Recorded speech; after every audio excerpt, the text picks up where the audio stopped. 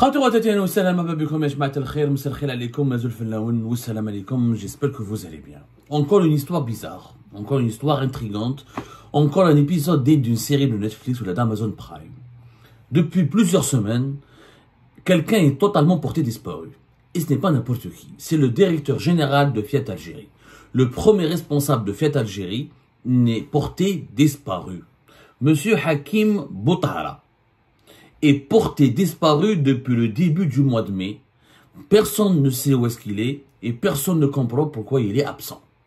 Alors, des gens commencent depuis pratiquement le mois de mai, début de ce mois de mai, Hakim Boutahara alimente toutes les controverses et toutes les spéculations. Fiat Algérie, elle est en crise. L'usine d'Oran ne marche pas comme il faut, voire elle ne marche pas du tout.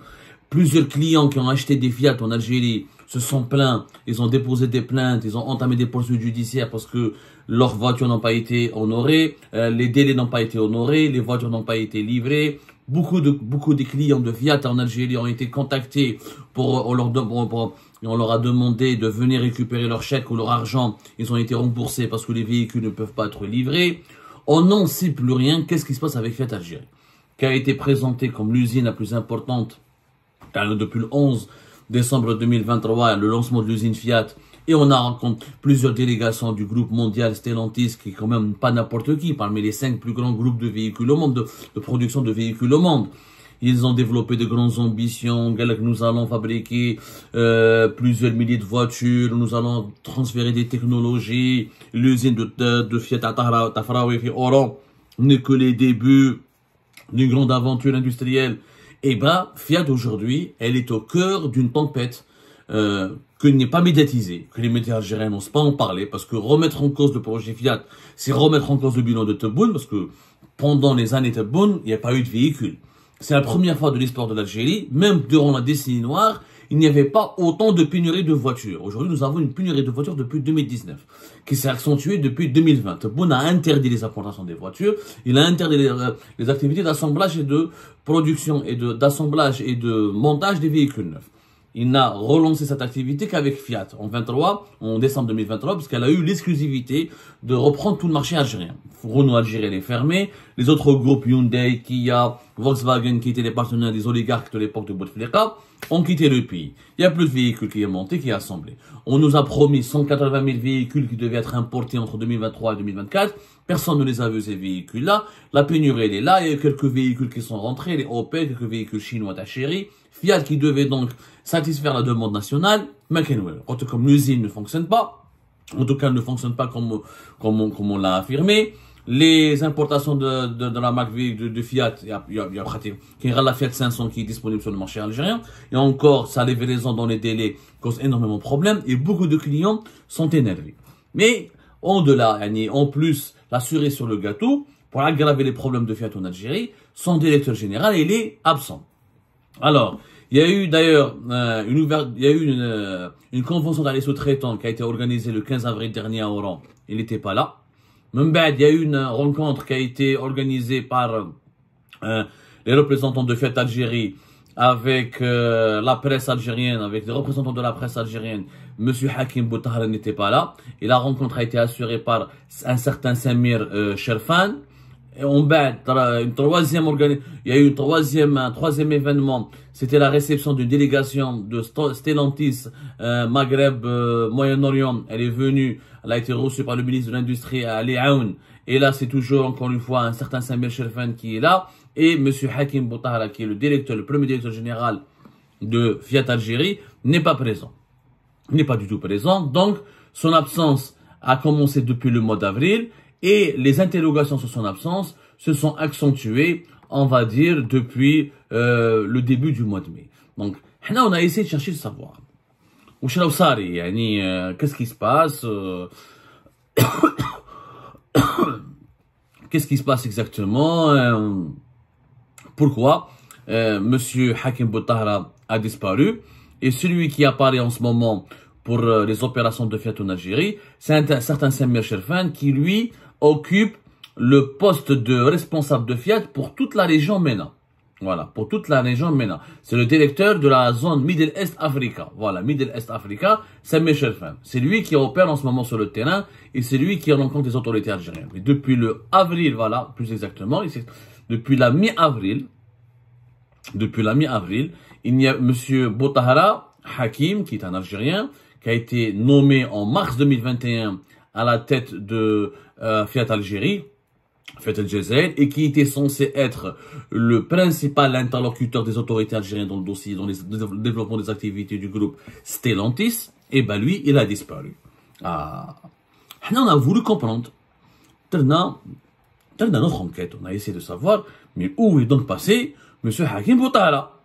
Alors, nous avons appris avec stupéfaction que monsieur Hakim Botahara, il a fui l'Algérie. Il a quitté l'Algérie. Il ne travaille plus en Algérie. Donc, est-ce que, là, je formule cette information, elle est incroyable. Je sais ce que je vais vous raconter, vous allez tomber des nues, mais je reformule le conditionnel. Il aurait quitté l'Algérie. Ça ne veut pas dire qu'il a démissionné de son travail définitivement, ou là qu'il ne veut plus reprendre son travail, ou là qu'il a abandonné son poste. Mais en tout cas, il ne se trouve plus en Algérie, parce qu'il a eu une dispute avec les autorités algériennes.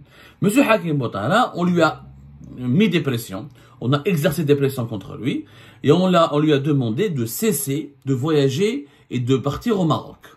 Hakim Botahara, depuis qu'il était en poste en Algérie, il se trouve que les services de sécurité algériens ont remarqué, depuis sa nomination à la tête de Fiat El Jazair, et il fait plusieurs voyages au Maroc. Voilà, il fait plusieurs voyages au Maroc. Ils se sont intéressés à ces voyages. Bien sûr, il prend pas directement l'avion à Alger, Casablanca, il n'y a plus d'avion. Ou il passe par la France, ou il passe par la Tunisie, ou il passe par d'autres pays pour aller au Maroc. Surtout la France ou la Tunisie. On lui a posé, ils se sont rapprochés de lui. Alors, pourquoi tu pars au Maroc? Lui, il leur a dit, moi, je suis un ancien responsable d'un groupe international, j'ai des intérêts au Maroc, des fois, je suis appelé dans l'exercice de mon travail d'aller au Maroc, pour mon business, pour mon travail, je suis appelé à aller au Maroc. Donc, je ne vois pas pourquoi les autorités algériennes devraient être dérangées ou la inquiétées. À partir du moment où je ne suis ni un espion, ni etc., je suis un acteur économique, je travaille pour le privé, je travaille pas pour l'État algérien. Fiat El Jazair, c'est quand même, il est directeur de la zone Algérie, Tunisie et Libye. Botahara n'a pas été nommé directeur de la zone Maroc. Pour combien il y a des problèmes entre l'Algérie et le Maroc. Donc, Stellantis a préféré regrouper le Maroc dans une autre zone et regrouper l'Algérie, la Tunisie et la Libye dans une autre zone. Mais, dans l'exercice de son travail, il a des intérêts. Lui, il travaille dans le secteur automobile depuis début des années 2000. Il lui est arrivé d'aller au Maroc. Donc, est-ce qu'il est parti au Maroc régulièrement? Ça, j'ai pas pu le vérifier. Genre, je sais pas s'il partait au Maroc une fois par an, ou 2 fois par an, je sais pas. En tout cas, il a eu plusieurs voyages au Maroc. Ce qui a suscité l'inquiétude et ce qui a alarmé, gêné en tout cas fortement les autorités algériennes. Qui lui ont envoyé des émissaires, ils lui ont dépêché des émissaires pour l'avertir et pour lui demander de cesser d'entretenir une relation avec le Maroc. C'est fou, hein? La pression, il n'a pas accepté. Il aurait mal pris cette pression qui est exercée sur lui. Il n'a pas aimé apparemment que les autorités algériennes s'ingèrent et se mêlent de ses affaires, se mêlent de sa vie professionnelle. D'autant plus qu'encore une fois, c'est pas un businessman. Il est dans le business. Il est le représentant d'un très grand groupe mondial quand même.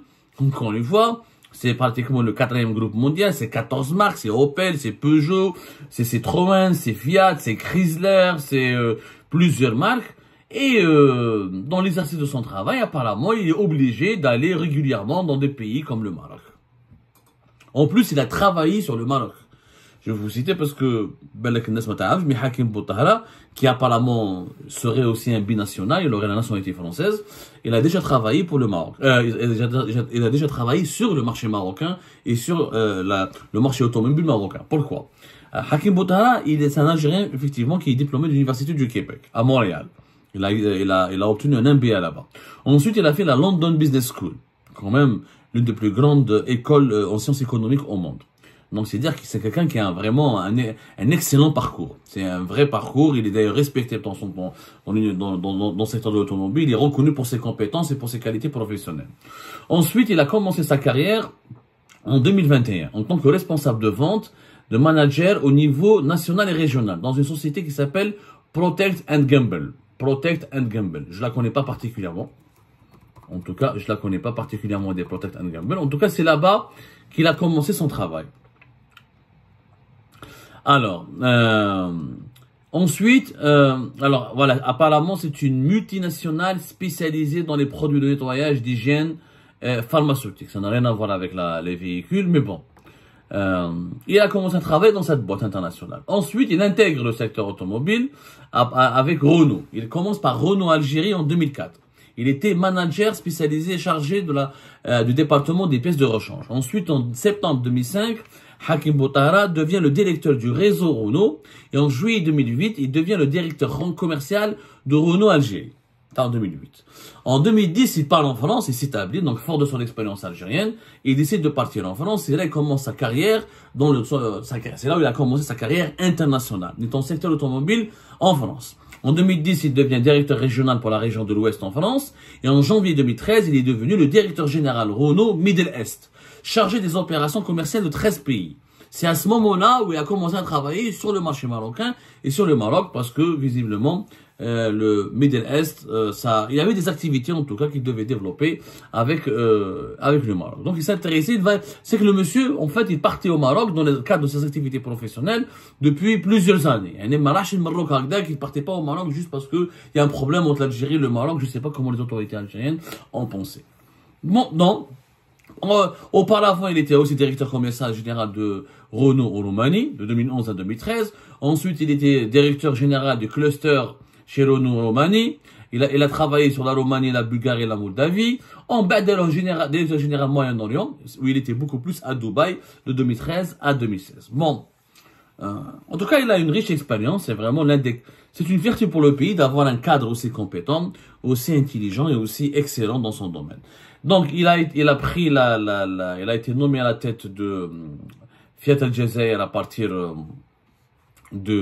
c'est plus Stellantis. Il n'y a plus de Fiat, c'est plus Stellantis Algérie, parce que Fiat fait partie du groupe Stellantis. Et Stellantis, je rappelle encore une fois, c'est le 4e groupe mondial. À partir de 2021, mars 2021, et ses relations avec les autorités algériennes, visiblement, se sont beaucoup détériorées à cause uniquement, ce qui est encore, bon, je parle encore au conditionnel parce qu'on aimerait bien entendre le monsieur Hakim Boutahara, mais je pense pas qu'il va s'exprimer là-dessus. En tout cas, il a disparu des radars, il n'est plus en Algérie depuis début du mois de mai, il ne fait plus d'apparition, il ne travaille plus, il ne fait plus d'apparition depuis le mois d'avril 2024, et toutes les sources les plus fiables que j'ai interrogées m'ont assuré que le seul problème, c'est à cause de ses voyages au Maroc. Parce qu'auparavant, il y avait des rumeurs qu'elle serre des moteurs Fiat, ou l'usine va fermer, ou l'usine ou je sais pas quoi, ou il y aura un problème avec Fiat qui risque de se désinvestir, de se désengager de l'Algérie. Fiat en Algérie, elle a énormément de problèmes. L'usine ne fonctionne pas, ça on l'a confirmé. Il y a des problèmes, apparemment l'usine a été inaugurée dans la précipitation et que les équipements nécessaires pour commencer le montage et l'assemblage des véhicules n'ont pas été suffisamment réunis dans les conditions idéales. Comment on appelle ça? La disponibilité de la pièce et des composants pour le montage cause problème. Les procédures de dédouanement et d'importation de la matière première et des composants pour ce qu'on appelle le CKD ou la voiture quand elle doit être les équipements, les composants, les kits de montage des véhicules, ils arrivent au compte-gouttes, donc Fiat n'arrive pas à travailler à cause de cela. En plus, l'importation des véhicules neufs en l'état, Fiat a obtenu un quota auprès du gouvernement algérien. Ce quota n'a pas pu être épuisé puisque Fiat rencontre beaucoup de difficultés bureaucratiques pour importer ses véhicules. Ce qui fait qu'elle a suscité la colère de ses clients et suscité l'interrogation de ses partenaires. Ça, c'est vrai. La situation de Fiat en Algérie, elle est compliquée parce que la situation de l'Algérie actuelle, elle est compliquée. Le gouvernement fait des annonces, il ne respecte pas ses annonces à 100%, et dans des engagements, il ne respecte pas les engagements, et les opérations d'importation sont extrêmement compliquées, même quand on veut faire de la production locale, quand on a besoin de matières premières et des composants qu'on doit importer depuis l'étranger pour intégrer la chaîne de production, ça reste très compliqué, Et souvent, les autorités algériennes mélangent entre les importations en l'état et les importations de matières premières. Et ça, c'est un problème qui bloque pas mal d'investisseurs étrangers et même des producteurs locaux. Donc, ça, c'est pas étrange. Mais cela ne peut pas justifier l'absence et la disparition des radars de M. Hakim Boutara. Avec des problèmes. M. Hakim Boutara aurait pu faire des apparitions, ou il bouger, ou dans le gouvernement algérien. En réalité, encore une fois, et nous avons certifié, nos sources nous le certifient, il y a eu une mise en temps totale entre les autorités algériennes et M. Hakim Boutara à cause du flicage dont il fait l'objet. On ne veut pas qu'il parte au Maroc, on ne veut pas qu'il fasse des visites au Maroc, on ne veut pas qu'il fasse des séjours au Maroc, ou qu'il organise des séjours au Maroc, même si ça rentre dans le cadre de ses activités professionnelles. Apparemment, les autorités algériennes ont exigé à Stellantis à ce que le responsable Algérie ne s'occupe que de l'Algérie et qu'il n'entretienne aucun contact avec les activités du groupe au Maroc. Ça n'a pas plu à M.